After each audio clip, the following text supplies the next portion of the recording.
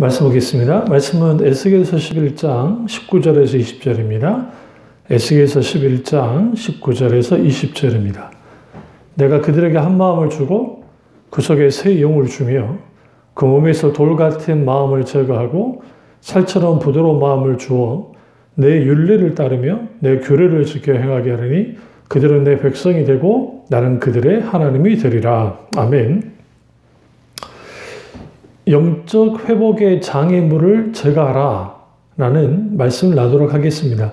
영적 회복의 장애물을 제거하라 라는 말씀을 나누도록 하겠습니다. 우리가 신앙생활을 하면서 우리가 영적으로 성장하지 못하는 자신의 모습 때문에 때로는 실망하기도 하고 나는 왜 이렇게 영적으로 성장하지 못할까라는 생각을 할 때가 있습니다. 근데 그러다 보면 무엇이 문제인가라고 곰곰이 생각하다 보면 하나님과 나 사이의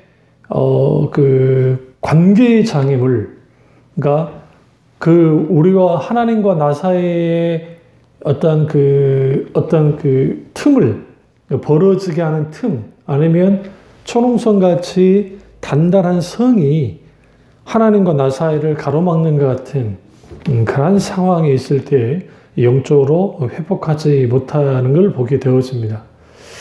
그런 의미에서 영적으로 회복하는 데 방해하는 장애물들이 여러 가지가 있는데 대표적인 게 영적인 교만함, 죄책감, 두려움과 염려, 의심, 그리고 기타 등등 여러 가지 우리 속에는 쓴뿌리, 그리고 또 관계의 문제, 다양한 형태의 이러한 것들이 우리가 영적으로 회복하지 못하도록 장애물이 되는 겁니다.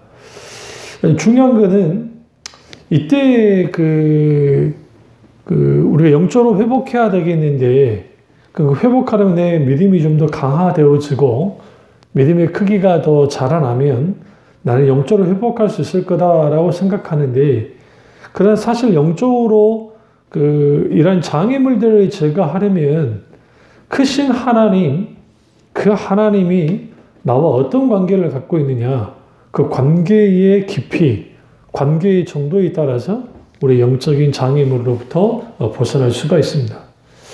특별히 불필요한 죄책감은 하나님과의 관계를 깨뜨리고 근심과 걱정과 염려는 하나님을 아주 무능한 분으로 만들 수가 있고, 우리 속에는 쓴뿌리는 과거에 얽매이는 삶을 살도록 만들고, 우리 속에 있는 영적인 교만은 하나님과 등지게 만듭니다. 그렇기 때문에 우리는 반드시 이러한 장애물들을 제거해야 되고, 그런데 그 장애물들을 제거할 능력이 우리에게 없다는 거예요. 그래서 우리에게 필요한 게 하나님의 은혜, 하나님의 긍휼입니다. 그렇다면 우리는 영적인 회복을 가로막는 장애물을 우리가 이걸 제거하기 전에 가장 먼저 생각해야 될 게 있습니다. 그것은 뭐냐면 나를 자주 넘어뜨리게 하는 걸림돌이 무엇이냐라는 겁니다. 사람들마다 각기 자기를 넘어뜨리게 하는 장애물들이 있습니다.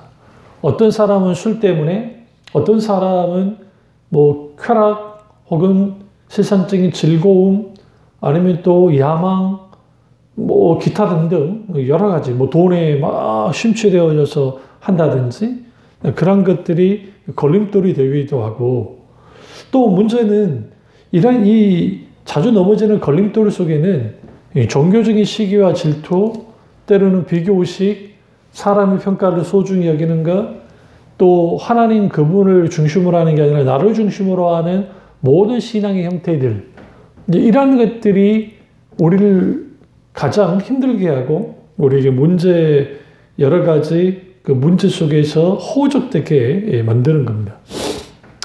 그런 의미에서 우리를 자주 넘어뜨리는 걸림돌은 시대 정신에 많이 담겨 있어요. 그러니까 세상은 나름대로 발전하고 나름대로 사람들이 원하는 바를 가지고 이제 하나의 문명이, 사회 분위기가 조성되어지고 또 그러한 것들이 경제 문화적으로 심지어는 종교에도 영향을 끼치게 됩니다.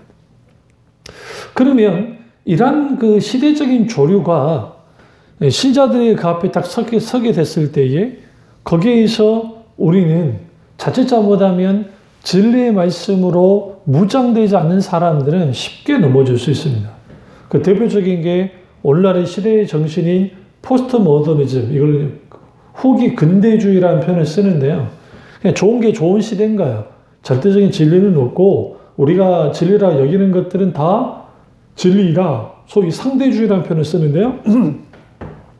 이러한 것들이 이제 곳곳에 퍼져 있다 보니 인생을 정의할 때도 인생은 정답이 없다라고 누군가 말했을 때 맞아. 인생은 정답이 없는 것이야. 물론 여기에는 그 소위 여러 가지 관점이 있습니다. 그러니까 그 어떤 의미에서는 그 말이 맞을 수도 있는 것은 세상이 말하는 인생이 정답이라는 것은 성공하고 세상 말로 잘 살고 잘 먹고 하는 걸 그게 인생이다라고 주장하니까 그런 것만이 인생은 아닌 것 같다라는 그러한 어떤 반문으로서의 인생이 정답이 없다라고 한다면 그건 어느 정도 조금 수긍이 되는 거죠. 그러나 인생에는 정답이 없다라는 것은 결국은 창조주 하나님을 믿지 않는 사람들에게는 그럴 수 있을지 모르지만 하나님을 믿는 사람들에게 있어서는 그것은 아주 심각하고도 문제가 되는 어떤 사상이고 말입니다. 근데 그것을 무분별하게 너무 쉽게 받아들이는 거고 또 소위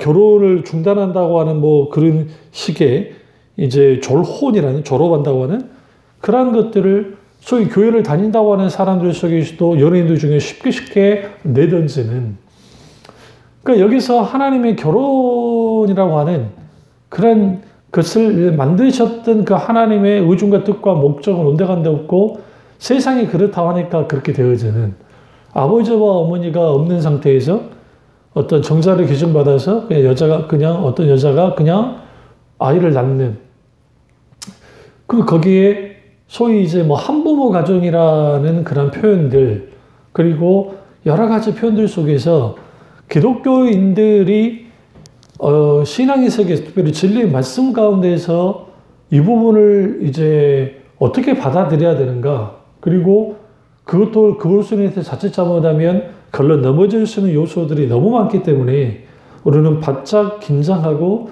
진리의 말씀으로 무장되어서 분별하지 않으면 우리는 반드시 어떤 상황에 빠지게 되어지냐면 이제 그들과 같이 발맞추어 나가게 되면 거기 걸러 넘어지는 거죠. 당연히 영적으로 회복되지 못하는 겁니다. 이게 장애물들이 되는 거예요.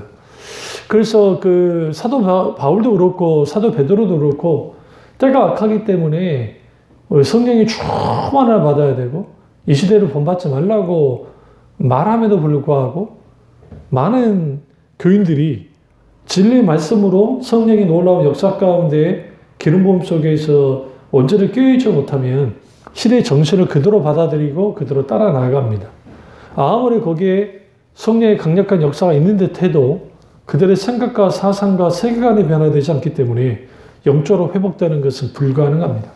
그러다 보면 마치 애매모호한 형태의 포지션을 갖는 소위 신자가 되어버리는 거예요. 그러니까 교회 안에서는 아주 그리스도인 같고 적극적으로 내가 크리스찬 같기는 하는데 막상 이제 세상으로 딱 나가게 되면 이 사람이 정말 그리스도인인지 아닌지 애매모호하게 되는 그런 사람으로서 살아가요. 그러니까 직장생활을 하고 어떤 일을 하고 할 때에 일은 일이고 신앙은 신앙이고 삶은 삶이고 신앙은 신앙이라고 하는 이분법적인 어떤 사고 방식과 실제 그런 삶을 살기 때문에 전혀 그리스도인으로서의 삶이 나타나지 않게 됩니다.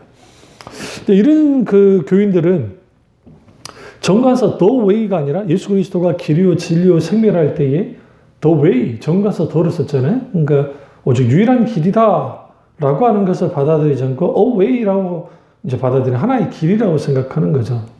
그러니까 신앙은 뭐냐? 그냥 여러 종교들 중에 하나의 종교로서의 기독교, 그리고 여러 길들 중에 하나의 길이 있다고 생각하기 때문에 자신이 보기에 괜찮으면, 나쁘지 않으면 그게 문제될 게 하나도 없다고 생각하는 거예요. 그러니까 세상 조류와 사상으로 이제 그 영향을 받은 사람들은 그 신앙 세계 안에 들어왔을 때에도 그것을 여과 없이 너무 쉽게 인정하고 받아들이는 그러한 경향을 갖게 되어집니다. 이제 이러한 것들이 사탄에 보이지 않는 영적인 공격인데 그 공격 속에서 자칫하면 잘못된 것에 의해서 함몰될 수 있습니다.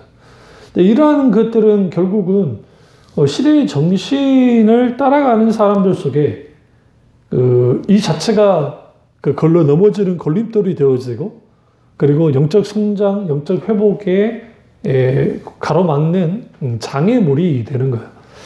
그래서 우리의 생각과 사상과 세계관과 가치관이 변화되지 않는 상태에서 아무리 수많은 성령의 강력한 역사를 경험한다 할지라도 그것은 그걸로 끝나버리는 거예요. 그건 실례로 예수님의 제자들을 보고 알 수 있는 것은 예수님의 제자들이 3년 반 동안 예수님을 따라다니면서 이제 정말 대단한 기적을 많이 맛보고 심지어는 둘씩 짝져 나아가서 귀신을 쫓아내고 놀라운 하나님의 기적의 역사를 강력하게 경험했던 사람들입니다. 그런데 그들이 세상 야망을 내려놓지 않고 세상 사랑과 자기 사랑과 세상 야망을 내려놓지 않고 높고자 하고 출세하고자 하는 그것을 가지고 예수님을 따라갔고 결국은 예수님의 십자가 못 박혀 돌아가시기 직전까지도 내가 높네 누가 높네 하며 다퉜던 제자들이었습니다. 그리고 결국은 예수님이 십자가 못 박혀 돌아가시게 되자 그들은 다 흩어지고 도망치고 숨었습니다. 여기서 우리는 뭘 할 수 있냐면 아무리 수많은 기적을 우리가 본다 할지라도 아무리 진리의 설교, 예수님의 설교 저도 저나 여러분이나 그 예수님의 설교를 참 듣고 싶지 않습니까? 그런데 그 엄청난 하나님 나라의 복음, 비유의 말씀들, 이러한 이 정말 놀라운 말씀들을 그렇게 듣고 자랐음에도 불구하고 그들은 넘어지고 말았습니다. 왜 그러느냐? 결국은 그 시대의 정신을 그대로 따라가는 사람들, 세상이 추구한 바를 그대로 따라가게 되어지면 그 사람들 속에 실제로 영적으로 회복된다는 것은 불가능합니다. 부분적으로는 회복됩니다. 근데 문제는 뭐냐면 각자의 걸러 넘어지는 요소들이 있다 했잖아요. 그 요소들이 근본적으로 그 사람을 넘어뜨리고 무너지게 만드는 겁니다.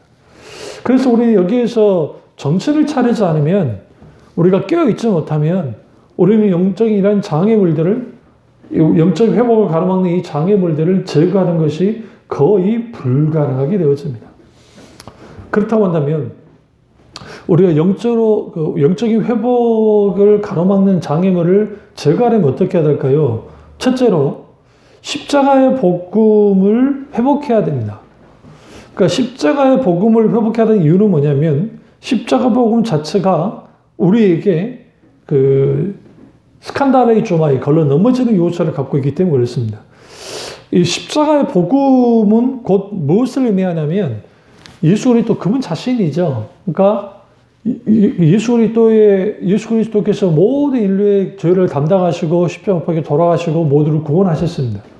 물론 그 자동적으로 모든 사람이 구원되는 것이 아니라 그 예수 그리스도 그분의 공로를 받아들이고 회개하고 돌이키고 자기가 죄인임을 인정하고 주님의 은혜만을 구하여 나온 자들, 십자가의 공로를 온전히 받아들이고 그리고 그걸 누리는 사람들, 능력을 맛보는 사람들 속에서 구원의 역사가 나타납니다. 오늘 본문에도 에스겔이 구약의 말씀에도 불구하고 신약의 이 말씀이 이제 그대로 고린도 그 전서에도 잘 나타나는데 그게 결국은 주님이 그들에게 한 마음을 주시겠다라고 말합니다. 그리고 그 속에 새 영을 주고 그 몸에 돌같이 마음을 제거한다라는 겁니다. 여기서 새 영을 준다는 것은 그 성령을 뜻하는데요. 성령께서 우리 속에 오셔야 돌같이 마음을 제거하고 살처럼 부드럽게 만듭니다. 근데 이 일들이 어떻게 일어나느냐? 어떻게 벌어지냐면 예수 그리스도의 십자가의 복음, 한나라의 복음, 신앙의 본질에 속한 그 강력한 하나님의 말씀이 선포되는 그 장소, 그 속에서 성령께서 역사하시며 돌같이 딱딱한 마음들이 깨뜨려지고 살코기처럼 부드러운 마음이 되어지는 겁니다. 그런 의미에서 십자가의 복음이 우리 가운데 분명하게 세워져야 되고 그 십자가의 복음의 능력 가운데는 걸러 넘어지는 요소가 있습니다. 여기서 걸러 넘어지는 사람은 어떤 사람이냐면 그 하나님 말씀을 예수 그리스도의 십자가의 복음을 받아들이지 못하는 자들이 걸러 넘어지는 것이고, 그 말씀을 받아들인 자는 중심을 깨뜨리고 마음을 찢고 그리고 철저하게 주님께 회개하고 돌이키는 일들이 일어나게 되어지는 겁니다. 그런 의미에서 예수 그리스도의 십자가의 복음이 뒷전으로 밀려나게 되어지면 소위 다른 복음, 값싼 복음이 강단에서 설교되어집니다. 물론 갈라디아서 한번 가보시죠. 갈라디아서 그 1장을 가보시면 이 갈라디아에서 이제 그 다른 복음에 대한 말씀을 하는데 우리가 이걸 좀 착각을 해서 그런가. 그게 뭐냐면 그 6절을 보세요. 1장 6절부터 좀 보겠습니다. 그리스도의 은혜로 너희를 부르신 이를 이같이 속히 떠나 다른 복음을 따르는 것을 내가 이상하게 여기노라. 다른 복음은 없나니 다만 어떤 사람이 너를 교란하여 그리스도의 복음을 변하게 하려 함이라. 그러면 여기서 다른 복음이라는 것은 사실 다른 복음은 없다라는 거예요. 그건 뭐냐? 다 가짜라는 거죠. 소위 겉으로는 복음처럼 보여지는데 사실은 그걸 들여다보니까 그들을 교란하게 하고 복음을 변질시키는 것들이 있다. 다시 말하면 거짓 복음만, 거짓 가르침만 있다라는 것을 분명히 말하고 있는 겁니다. 그래서 우리 여기를 이게 굉장히 중요한 게 갈라디아 교회를 향해서 사도 바울이 이렇게 강변한 이유는 뭐냐면 유대 지역으로부터 온 자칭 위대한 선지자 혹은 위대한 스승이라고 하는 사람들이 와서 예수 그리스도의 십자가의 공로 외에 플러스 알파로서 율법의 행함이 혹은 할례 그것이 아주 중요하다고 그들에게 가르쳤던 겁니다. 그러니까 사람들이 거기에서 막 흔들리는 거예요. 이게 이제 2장 4절에 보시면 이는 가만히 들어온 거짓 형제들 때문이라. 그들이 가만히 들어온 것은 그리스도 예수 안에서 우리에게 가진 자유를 엿보고 우리를 종으로 삼고자 함이로다. 그럼 여기서 어떻게 종으로 삼고자 하는 것이냐? 율법의 소위 말하는 의식들. 그러니까 믿음으로 말미암아 구원을 받았는데 율법의 행위로서 구원을 받아야 된다라고 하는 것. 복음뿐만 아니라 율법의 행위가 있어야 구원 받는다는 그러한 것을 가지고 나왔고 사람들이 거기서 흔들린 거예요. 그래서 갈라디아서 3장에 이제 바울이 이렇게 말합니다. 그 1절을 보시면 어리석도다 갈라디아 사람들아 예수 그리스도께 십자가에 못 박힌 것이 너희 눈 앞에 밝히 보이거늘 누가 너희를 꾀더냐? 내가 너에게 다만 이것을 알려 하노니 너희가 성령을 받은 것이 율법의 행위로냐 혹은 듣고 믿음으로냐? 너희가 이같이 어리석으냐? 성령으로 시작하였다가 이제 육체로 마치겠느냐? 영적인 회복을 가로막는 장애물을 제거할 때에 십자가 복음에 무장되어지는 것이 이만큼 중요합니다. 왜냐하면 십자가의 복음에는 스칸달리조마에 걸러 넘어지는 요소가 있기 때문에 그렇습니다. 그 넘어지는 요소는 결국 그 말씀을 듣고 받아들이지 않는 자들이 넘어지고 그러나 넘어지되 그들이 거기서 회개하고 돌이키고 돌아오면 정말 귀한 것이에요. 그리고 그 걸러 넘어지는 것들을 보면서 우리가 진리의 말씀을 크게 붙드는 겁니다. 그리고 그 진리의 말씀이 붙들렸을 때에 우리는 여기에서 이제는 반드시 전환해야 되겠다. 어떻게 철저하게 예수 그리스도의 십자가 복음으로 돌이키고 돌아가서 그 말씀으로 무장되어질 때에 우리는 영적으로 영적인 회복을 가로막는 장애물들을 제거하는 겁니다. 다시 말하면 우리 신앙의 초점, 중심에 철저하게 십자가의 복음이 자리를 잡고 있어야 되고 그 자리 잡고 있는 십자가의 복음이 우리 가운데 있을 때 우리는 보다 더 영적으로 깨어있고 보다 더 우리가 그 성령님의 놀라운 능력 가운데 그 살코기 같은 부드러운 마음을 우리가 가질 수 있게 되어집니다. 그래서 인격제신 하나님이 아닌 다른 것에 초점을 맞추는 신앙 형태를 깨뜨려야 되고 어떤 형식이 그들의 어떤 소위 말하는 그 지식적인 어떤 주지주의나 또 교조주의나 이런 것들을 하나님을 대체하지 않도록 해야 돼요. 왜? 그건 율법주의이기 때문에 그렇습니다. 그리고 인간의 탐심에 기반하고 있는 그 기복주의가 이제 하나님을 기쁘시게 하보다는 사람을 기쁘게 하는 인본주의, 그리고 하나님을 수단을 여겨서 이용하려고 하는 이런 기복주의적인 이런 거짓 신앙 형태를 십자가의 복음으로 깨뜨려야 우리가 영적으로 우리 앞에 있는 장애물들을 제거할 수 있습니다. 그런 의미에서 우리 속에 있는 거짓 신앙 체계를 깨뜨리지 않고서는 우리 영적으로 회복된다는 것이 불가능하게 되어 있어요. 그래서 영적으로 회복되려면 반드시 우리 가운데 있는 그 십자가 복음을 통해서 이런 거짓 신앙 체계들을 깨뜨려야 됩니다. 두 번째로 우리가 영적으로 이제 회복되는 것을 가로막는 장애물을 제거하려면 하나님과의 관계를 깨뜨리는 요소들을 반드시 제거해야 됩니다. 그 대표적인 게 옛 습관 혹은 쓴뿌리, 과거에 얽매여 있는 것들, 또 반복적으로 죄를 짓는 것들, 이러한 것들을 반드시 깨뜨려야만 합니다. 이렇게 되지 못하면 우리는 어떻게 되어지냐면 여기에서 계속적으로 애매모호한 어떤 위치에 선 신앙생활을 하게 되는 거야. 그러니까 경계선 신앙이라고 하는데, 경계선에 있는 교인들, 하나님의 편에 서서 들어가지 못하겠다, 아예 세상으로도 가지 못하는 애매모호한 경계선에서, 경계선상에서 신앙생활을 하는 거예요. 그러니까 이런 사람들이 영적으로 자유로 이룬다는 것은 불가능하고요. 영적으로 회복, 영적인 성장은 불가하고 영적인 회복도 경험하지 못하죠. 물론 어떤 날에 어떤 부분적으로는 하나님 은혜를 경험하고 회복된 듯 하지만 지속적으로 그런 놀라운 하나님 역사를 경험하지 못하게 되어집니다. 그러면 거기에서 이제 결국은 눌리게 되고 여러 눌림들이 있게 되어져요.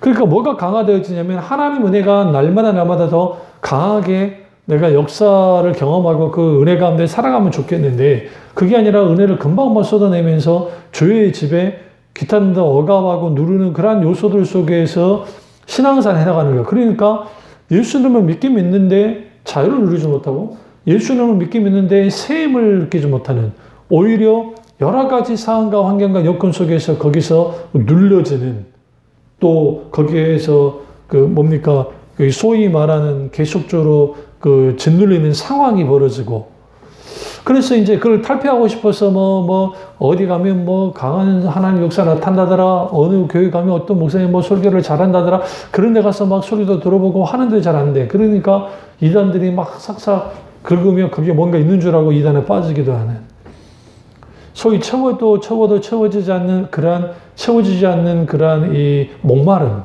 이러한 것들은 근본적으로 하나님과의 관계를 가로막는 것들, 이런 것들을 제거하지 않는 상태에서 있게 되는 것들입니다.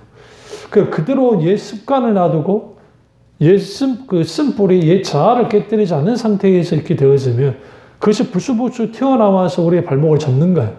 물론 하나님 은혜가 강하게 우리 가운데 계속적으로 있을 때면 그런 것들이 힘발휘를 못하다가 그런 것들이 좀 느슨해지기 시작하면 그러한 그때를 우리의 발목을 잡습니다. 더치 슈츠 목사님이 영적 회복을 위해 5가지 실천법을 제시했는데, 잠깐 제가 한번 이걸 제시 한번 하겠습니다. 이 더치 슈츠 목사님이 이제 제시한 거예요. 하나는 하나님의 말씀을 믿고 그분을 그리스도로 인정할 때 회복이 시작된다. 두 번째는 말씀에 순종하는 제자로 살되 말씀 안에 가면 영혼이 성숙해진다. 세 번째, 구원의 진리를 깨닫고 하나님을 떠난 인간의 지식을 경계한다. 네 번째, 하나님의 시각으로 보고 눈앞의 상황 너머를 보는 믿음을 가져야 한다. 다섯째, 끝까지 최선을 다해 일을 마치되 100% 열매를 맺는 순간까지 멈추지 않아야 된다라고 했습니다. 그래, 우리가 구체적으로 이걸 딱 들여다보면 하나님 믿고 그분을 그리스도로 인정하는 것, 이게 이제 이미 회복의 시작이잖아요. 근데 말씀에 순종하는 제자로 살 때 말씀 안에 간다는, 그러니까 우리가 말씀을 붙들고 말씀에 붙들려질 때 우리 영혼이 하나님 말씀의 풍요로움 속에 있게 되어지면 영적으로 성장하게 되고요. 본의 확신과 본의 진리, 그리고 우리가 이 세상에 있게 되어지는 그 성경을 공격하는 세상의 가치관과 세상에 추구하는 바와 진리의 말씀이 추구한 바가 충돌한 부분이 많기 때문에 그것에 대해서 경계하지 않으면, 그냥 우리가 건전한 비판의식을 가지고 분별하지 않으면 우리도 모르는 상태에서 그냥 습득해버리는 거예요. 습득하다 보니까 그것이 말 그대로 자기도 모르는 사이에 거기에 가랑비에 옷 찢는다고 그렇게 젖어져 버리는 이러한 사람들이 어떤 일을 해나갈 때 세상 사람과 다를 바 없는 생각을 하고 일을 하는 그것들을 볼 수가 있습니다. 그리고 이제 하나님의 시각으로 보는 것들, 눈앞의 상황 너머를 보는 믿음을 가지는 뭐냐면 우리가 어떤 문제나 상황이 펼쳐질 때에 하나님의 관점이 굉장히 중요한 거예요. 그러니까 이제 책 가운데서도 주님이라면 어떻게 하셨을까라는 책 있잖아요. 그리스도라면 어떻게 하셨을까. 그러니까 우리가 하나님은 이 부분을 어떻게 생각하실까 이런 거. 그리고 우리가 이제 여러 성경을 보면 두 가지 관점이 드러나는데 대표적인 게 가데스 바네아에서 이제 가나안 땅 들어가기 일부 직전에 40일 동안 12명의 정탐꾼을 보내고 들어와서 그들의 보고 속에서 한쪽은 인간적인 관점, 세상적인 관점, 어떤 면에서는 객관적이고 팩트에 입각한 관점을 가졌어요. 그런데 이제 요소와 갈렙 같은 것은 하나님의 관점이 있었습니다. 그럼 여기서 이 팩트에 입각했다는 건 뭐냐면 그들이 생각하기에 그 땅은 정말 젖과 꿀이 흐르는 땅은 맞는데 문제는 뭐냐면 그 땅을 가질 수 없겠다는 거. 왜? 아낙자손과 네피림 후손과 같은 아낙자손들 거대한 민족이 있기 때문에 우리는 싸워 이길 수 없다고 단정해버리는 거야. 어떤 보면 그게 팩트가 좀 대단하게 맞는 것 같긴 한데 이제 현실만 보고 왔을 때 근데 이제 그들을 보세요. 숫자가 200만 명이었어요. 그럼 그 당시 가나안 땅에 살았던 사람들은 몇 명인가? 많은 고고학자들이 할 때에 10만 명, 15만 명도 안 됐을 거예요. 예, 그렇게 봅니다. 그럼 그렇다고 한다면 싸움은 숫자라는 건 아니죠. 그래도 그럼에도 불구하고 어마어마한 숫자가 있는데 그들의 평가는 그런 평가를 했던 거죠. 그러니까 인간적인 관점으로 봤을 때는 산술적인 계산기를 두드리는 거예요. 그러니까 계산기를 두들겨서 이럴 것 같아 저럴 것 같아 하는 거. 그러니까 오늘 우리가 신앙생활 하면서도 그리스도인들 중에서 세상 사람과 똑같이 계산기부터 두들기는 거죠. 그래서 해요. 물론 그 자체가 무조건 나쁘다고 할 수는 없는 게 객관적으로 들여다보는 건 좋아요. 그래도 문제는 뭐냐면 거기에 믿음의 안목, 하나님의 관점 혹은 믿음의 해석이 들어가지 않으면 인간적인 결과만을 도출할 수밖에 없고 결국은 그들의 결론은 가나안 땅에 들어갈 수 없어. 하나님께서 못 먹는 감을 우리에게 먹으라 하는 거야. 라고 똑같은 거예요. 그런데 이제 40년이 지나고 난 다음에 요수아가 2명의 정탐꾼을 보냈고 기생 라합의 고백 속에서 40년 전에 홍해를 건너게 하셨던 하나님에 대한 두려움을 이미 우리는 갖고 있었다는 거예요. 그러니까 40년 전에 이미 가나안 땅 거민들이 그들을 두려워하셨으니까 이게 지금 일종의 바보들의 잔치인 거예요. 그러니까 겁쟁이 바보들. 그러니까 10명의 정탐꾼과 동조하는 10명, 그러한 이스라엘 민족의 겁쟁이 바보들과 그리고 가나안 땅에 있는 겁쟁이 바보들, 그들도 똑같이 겁먹고 있었으니까요. 그러니까 이쪽도 겁먹고 있고 저쪽도 겁먹고 있었어요. 그런데 유일하게 여호수아와 갈렙만은 하나님의 관점으로 들여다봤어요. 그리고 가나안 땅으로 들어가는 것은 우리의 힘의 강함과 또 적의 강함이 아니라 하나님이 하나님께서 원하시면 들어가게 하신다는 거예요. 결국은 그렇기 때문에 그들은 우리의 밥이다라고 했고요. 근데 이제 10명의 정탐꾼은 우리는 그들에 비해 메뚜기에 불과하다라고 말하잖아요. 자기들은 메뚜기고 그런데 또 여호수아와 갈렙은 그들은 우리가 그냥 떡 뜯어서 먹는 빵 같은 존재야. 그냥 먹으면 먹는 거야. 던지면 던질 수 있어. 버리면 버릴 수 있는 존재야. 라고 나오는 것이죠. 그러니까 여기에서 우리가 영적으로 회복하는 데서 왜 이 지침이 이게 굉장히 중요하냐면 하나님의 시각으로 본다는 게 중요한 거예요. 그러니까 하나님의 관점으로 보는 것들. 우리 일상에서 일어나는 일들을 그냥 스쳐 지나가다 보지 마시고 영적인 눈을 가지고 보기 시작할 때 우리는 보다 더 하나님의 관점에서 깊이 우리가 들여다볼 수 있습니다. 그러면 우리의 일상의 삶 속에서 역사하신 하나님, 사실적, 실질적 하나님을 경험하는 삶을 살 수 있게 되어져요. 그런 의미에서 우리가 반드시 하나님과의 관계를 반드시 그 장애물들을 제거할 뿐만 아니라 회복해야 되고, 그리고 우리가 열매를 맺는 날 그 순간까지 멈추지 않아야 되는, 이게 정말 맞는 거예요. 그러니까 결국은 어떤 평가는 그 열매예요. 그 열매가 단순히 성과로만 나타난다고 생각하면 안 돼요. 왜냐하면 만약에 성과가 갖고 열매라고 생각하면 예레미야 같은 경우에는 성과가 없었어요, 사실. 그러니까 구약의 선지자들 중에 예레미야만큼 성과가 없는 분이 없고, 또 엄밀히 따지면 예수님도 성과가 빵이었잖아요. 왜 그러냐면 예수님이 시험법에 돌아가시다 다 도망쳤잖아요. 무위로 끝난 것 같았잖아요. 근데 끝까지 주님이 순종하시고 세상 눈으로 봤을 때 실패한 것 같았지만 오히려 예수님의 십자가 죽으심이, 그리고 하나님의 능력으로 부활하셨을 때에 이 모든 것들이 격변되어지고, 그리고 완전히 전환되어지고 변혁이 일어났습니다. 그리고 실패자였던, 무너졌던, 깨뜨려졌던 예수님의 제자들이 회복되어지고, 그들을 통해서 하나님 나라 복음이 세계 만방까지 이제 복음이 전하게 되어진 일들이 일어났습니다. 예레미야도 마찬가지죠. 예레미야는 결국은 토백혀서 죽었다는 전승이 있는 것처럼 그게 끝난 듯 했지만, 그 예레미야 신앙이, 예레미야의 선지자의 사역이 이후에 이제 그 말라기 이후에 그 영적인 암흑 시대에 들어가고, 선지자 시리아인이 등장하기 전까지 그 만면의 그 묵시 문학이라든지 이제 신구약 중간에 400년의 기간 속에서 그들에게 강력한 영향을 끼쳤던 말씀이 그 예레미야였습니다. 그래서 그 예레미야 선지자의 강한 영향 속에서 그들이 이제 철저하게 하나님께로 돌아오려고 했고, 그리고 메시아 대망 사상이 강력하게 피어올라요.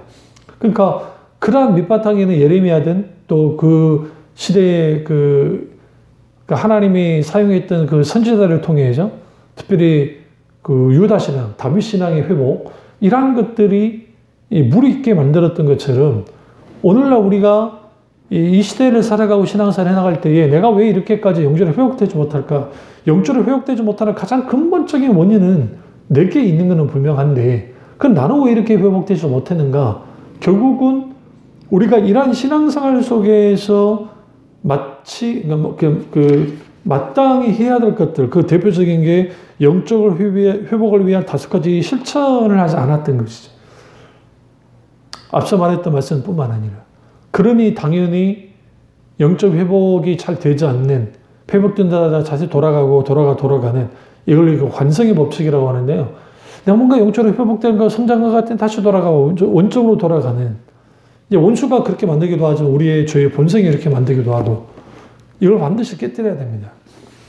이 말씀 듣는 모든 분들이 영적 회복을 가로막는 장애물들을 제거함을 통해서 영적으로 성숙해 되어지고 회복되는 교우들이 되시기를 주님의 이름으로 축원합니다. 기도하겠습니다. 사랑의 주, 역사주, 은혜의 주, 우리와 함께 하시고, 정말 우리가 어떤 상황에 있고 영적으로 얼마큼 무너졌는지는 모르지만 영적으로 회복될 수 있도록 베풀어 주시고, 우리 말씀이 나의 말씀이자 우리 말씀 될 수 있도록 베풀어 주시옵소서. 주님 안에 혼론과 받기 원하고 예수님의 이름으로 기도드립니다. 아멘.